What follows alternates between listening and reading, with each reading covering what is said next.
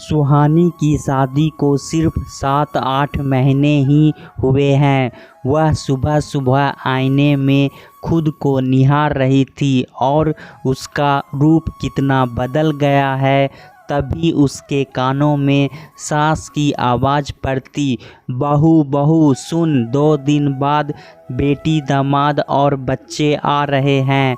बहू तैयारी ज़रा अच्छे से कर लो, तुम्हारी शादी के बाद पहली बार आ रहे हैं, उनके स्वागत में कोई कोर कसर ना रह जाए। जी माँ जी ठीक है। तभी सास पूछती है, घर में राशन पानी तो ठीक से है ना? देखो कोई चीज़ घट बढ़ तो नहीं गई है? तो अभिमन्यु को कह दे ले आएगा ऑफिस से आते समय। ठीक है माँ जी। सुहानी ने देखा घर में मूंगफली नहीं है, रिफाइन तेल नहीं है और भी कुछ लिस्ट बनाकर व्हाट्सएप पर अभिमन्यु को भेज दिया और नीचे लिखा, हो सके तो 30 रुपए के गोलगप्पे ले आना, बहुत दिनों से नहीं खाए।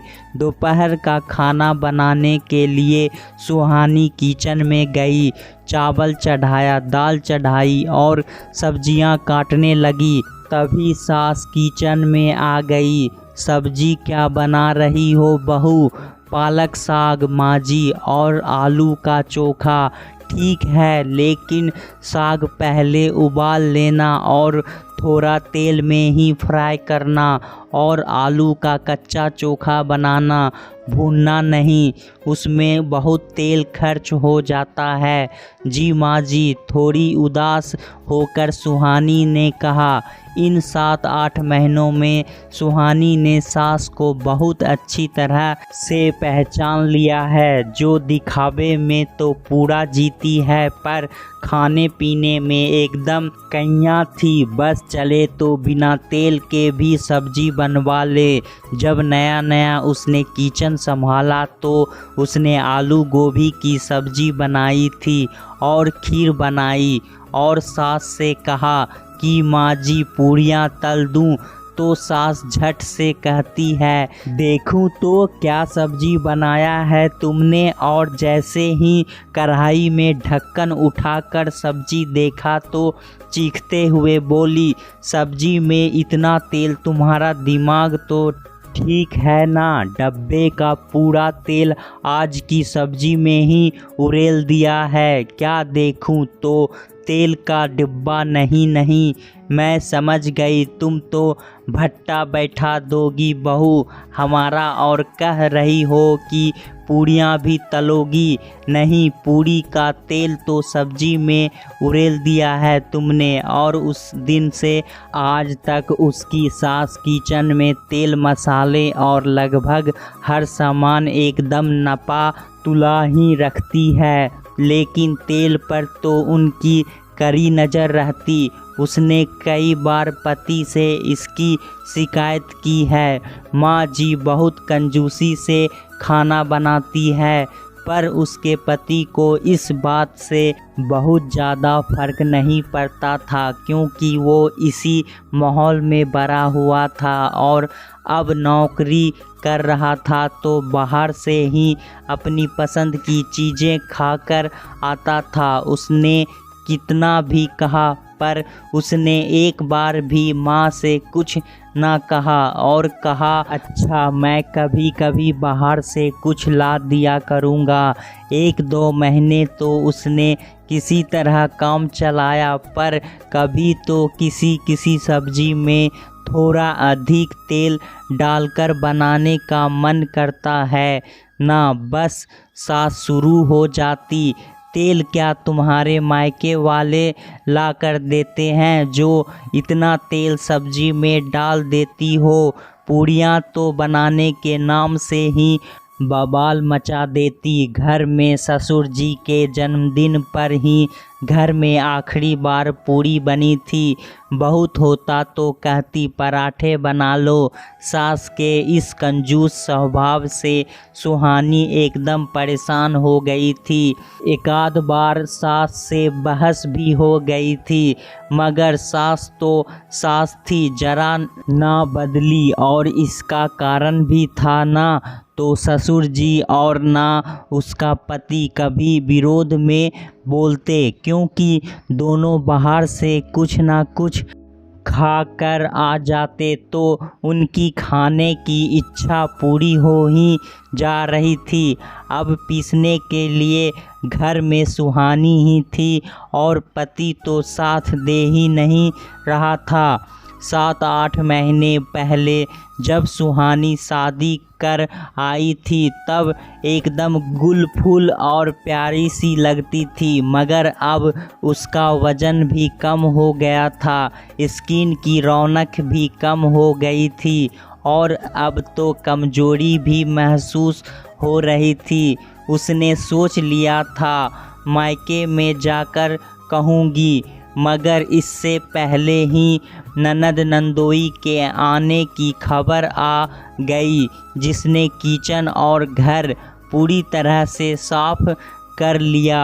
घंटे बढ़े सामान की लिस्ट अभिमन्यु को दे दी। एक कमरा भी साफ कर दिया, चादर भी बदल दिया है। शाम को अभिमन्यु आते हैं तो सास थैले में सामान चेक करने लगती है।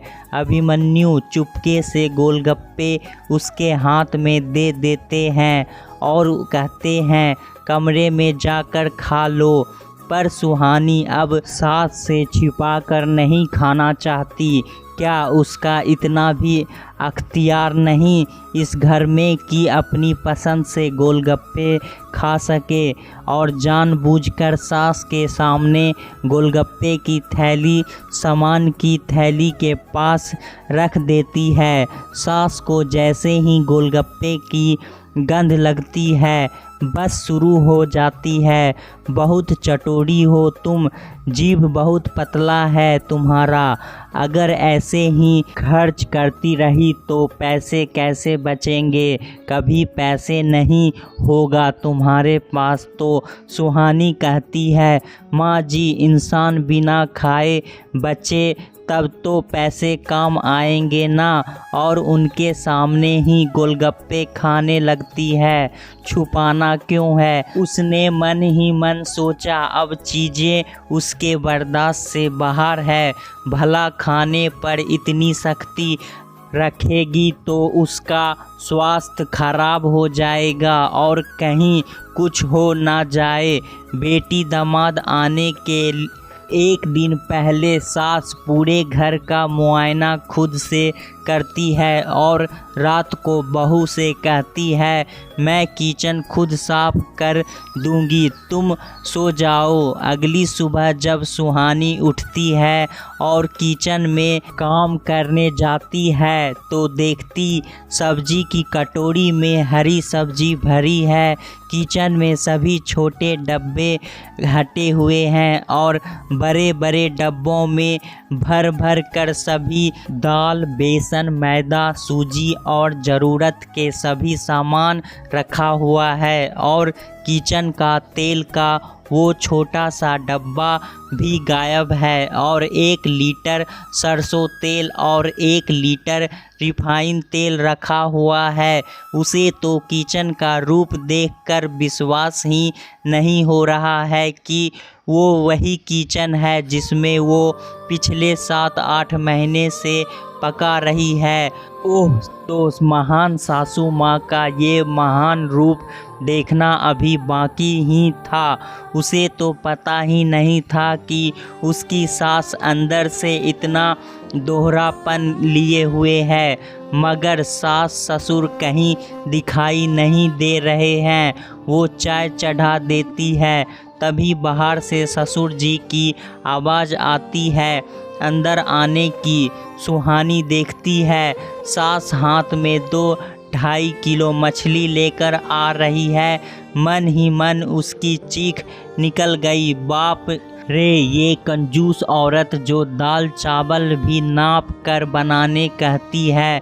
20 रुपए के गोलगप्पे में बड़ा सा लेक्चर कल ही दिया है और घर में महीने में एक बार आधा किलो मछली भी नसीब नहीं होने देती है। और आज दामाद बेटी के आने पर दोनों हाथों से दिल खोल कर खर्च कर रही है। लग ही नहीं रहा है कि वही औरत है। उसे आज सास पर इतना गुस्सा आ रहा कि कहना नहीं है। इस बार सास को छोड़ेगी नहीं, बस कोई तो मौका मिले। किचन में घुसते ही सास कहती है, आज सारा खाना मैं खुद बनाऊंगी, तुम रहने दो आज किचन का काम। अब तो सुहानी को भी देखना है कि आखिर सास करती क्या है। 3 बजे के आसपास दामाद बेटी और बच्चे आने वाले हैं। वो घर के दूसरे काम निपटाने लगती है। दामाद बेटी समय से आ जाते हैं। सास ससुर खूब स्वागत करते हैं। फिर शुरू होता है खाने का दौर। सास ने पहले ही सब खाने टेबल पर सजा दिया है। आज सास को उसकी कहीं कोई ज़रूरत ही महसूस नहीं हो रही है। फ्रेश होने के बाद दामाद बेटी खाने बैठते हैं तो सास खाना परोसने लगती है। तो दामाद कहते हैं, बहू आने के बाद भी आप ही खाना परोसिएगा। मम्मी जी, भाभी को बोलिए ना। और सुहानी को आवाज़ देते हैं। अब तो सास को ना चाहते हुए भी सुहानी को खाने के टेबल की कमान देनी पड़ती है। सुहानी देखती है, पुलाव एकदम बढ़िया, मेवा डाला हुआ, मछली एकदम मसालेदार और तेल से भरपूर, मिठाई, सलाद, बूंदी, रायता, पकौड़ी। सुहानी ने खाना तो खिला दिया पर मन ही मन कुछ ठान भी लिया है। उसे सास के इस व्यवहार से रात भर नींद नहीं आई। अगली सुबह जब उठी तो चाय बनाने गई। सास ने कहा, आलू का भुजिया काट दे बहू।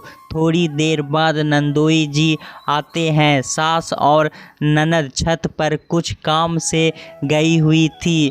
क्या बना रही है भाभी नाश्ते में? सुहानी कहती है, नाश्ता में आलू की भुजिया और रोटी बनेगी। भाभी, गोल गोल आलू काटिए और एकदम मस्त तीखा हरी मिर्च और सरसों मेथी के छौंके से बनाइए और एकदम गर्म गर्म पूरी में। तभी सुहानी को सास के आने की आहट हो जाती है और थोड़ा सुनाते हुए कहती है, माफ़ कीजिए नंदोई जी, पूड़ियाँ तो तल कर ना खिला सकूँगी। पूड़ी तलने में काफ़ी तेल खर्च हो जाता है, इसलिए घर में पूड़ी मम्मी जी के इजाज़त के बिना नहीं तली जा सकती है। आप उनसे इजाज़त लेकर आ जाइए। क्या कह रही है भाभी जी? मैं पूड़ी खाने के लिए अब सास से इजाज़त लूं? आपका दिमाग तो ठीक है ना? थोड़ी ऊंची आवाज़ सुनकर सास कमरे में आ जाती है। क्या बात है? तो दामाद कहता है, भाभी मुझे पूड़ी खिलाने से इनकार कर रही हैं, आपसे इजाज़त लेनी होगी। तो सास थोड़ा डांटते हुए कहती है, दामाद जी जो कह रहे हैं बना दो बहू। ना, बिल्कुल नहीं बनाऊंगी। बहू के लिए सब्जी में भी तेल की बूंद बूंद का भी हिसाब रखती हैं। पूरी तो बहुत दूर की बात है और दामाद के लिए तेल की धार भी बहाने को तैयार खड़ी हैं। घर में अच्छा खाना खाने को मेरा जी तरस गया है। जब देखो साग, जब देखो आलू का कच्चा चोखा, दाल भात भुजिया भी जल्दी नहीं बनाने देती है, बहुत तेल लग जाता है और बेटी के लिए 56 भोग लगा रही हैं। दामाद देवता है की उसकी आरती उतार रही है। और मैं गली का कुत्ता हूँ कि जैसा तैसा खाकर भी जीने को मजबूर कर के रखा हुआ है। बहू चुप हो जाओ, अभिमन्यु अपनी बीबी को संभालो वरना मुझसे बुरा कोई ना होगा। अभिमन्यु ने जैसे ही सुहानी से कुछ कहना चाहा, तुम तो चुप ही रहो, खुद बाहर से खाकर आ जाते हो और अपना पेट और आत्मा तृप्त रहता है, तो कभी मेरे लिए माँ से कुछ कहा नहीं और आज बोलोगे। दामाद के सामने सास की पोल बुरी तरह खुल गई। दामाद कहता है, सासू माँ, मैंने कभी नहीं सोचा था आप बहू को खाने के लिए तरसा देंगी। अरे आदमी खाने के लिए ही कमाता है, आपकी बेटी को तो हम नहीं तरसा रहे। 2 बच्चों की माँ होकर भी आपकी नई बहू से स्वस्थ है। अगर अपना व्यवहार नहीं बदलेगी तो घर में 2 चूल्हे जलने में देर नहीं लगेगी। भाभी जी की कोई गलती नहीं है। आज और अभिमन्यु, तुम कितने स्वार्थी हो, अपना पेट और स्वाद पूरा कर लेते हो और पत्नी की तकलीफ़ तुम्हें समझ नहीं आती। छी, मुझे तुमसे ये उम्मीद ना थी। सुहानी की सास उसे गुस्से से घूर घूर कर देख रही थी और सुहानी भी उन्हें अर्थपूर्ण नज़रों से देख रही थी। अब आपकी किचन की गंदी राजनीतिक नहीं चलेगी सासू माँ। दोस्तों, दोहरी मानसिकता किसी के प्रति नहीं करनी चाहिए। चाहे अक्सर सास अपने बहू और बेटी के प्रति अलग अलग धारणाएं रखती है। दोस्तों, कहानी कैसा लगा हमें कमेंट बॉक्स में ज़रूर बताएं। चैनल को लाइक शेयर सब्सक्राइब करना ना भूलें। धन्यवाद।